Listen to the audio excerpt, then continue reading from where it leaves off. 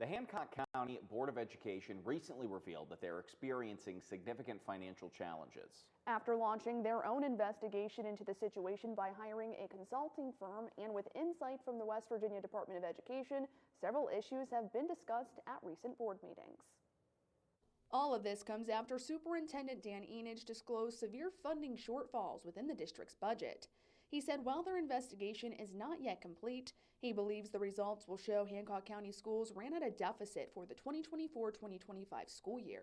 We have been working closely with the West Virginia Department of Education to address concerns over our budget, particularly the continued decline in student population, the loss of state aid funding that flows from that, and the uncertainty of federal funding that impacts so many of our programs. During their most recent meeting Monday night, the state's financial operations officer, Uriah Cummings, spoke to the community about the district's financial status. In recent years, Hancock County Schools has seen a huge decline in their unrestricted funds, which was sitting at about $9 million in 2022. By 2023, that amount dropped to $3.6 million. And while the funding increased slightly the following year, the district anticipates they'll be in the red for 2025. Now, there are two major factors that affect this fund, including student population and personnel staffing. The state of West Virginia provides each district with money to help pay their educators and support staff using a state funding formula. As Cummings explains, the number of students within a county has a major impact on how much aid is provided to each district. As enrollment in your county declines, ultimately the county is receiving less money.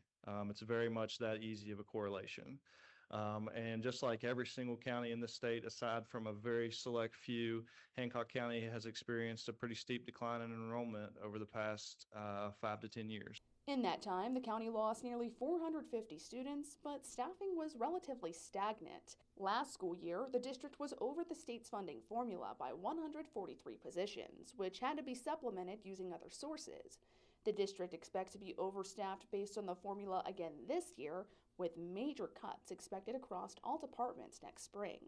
Cuts will be comprehensive over administration, service, professional positions, analyzing school schedules, and building usage. Based on these findings, the board is looking into the possibility of consolidating schools within the county, and this has caused quite a stir among parents, teachers, and students, with many community members showing up to the board meeting on Monday to voice their concerns.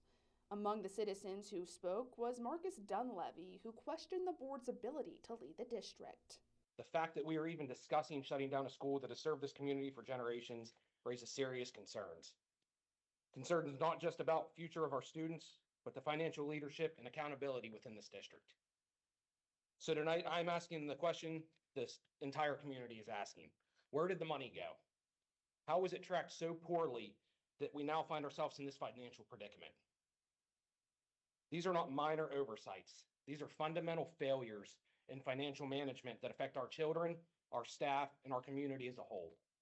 And before a single decision is made about closing a school, we deserve full transparency. Dunleavy also talked about the burden closing schools could have on families, saying, quote, "The community shouldn't be punished for administrative mistakes," end quote. Several other citizens spoke during the meeting and shared similar concerns. Be sure to stay with 7 News as we continue to follow this story. No timeline or final decisions have been made regarding consolidation, and the district is continuing to review their financial status.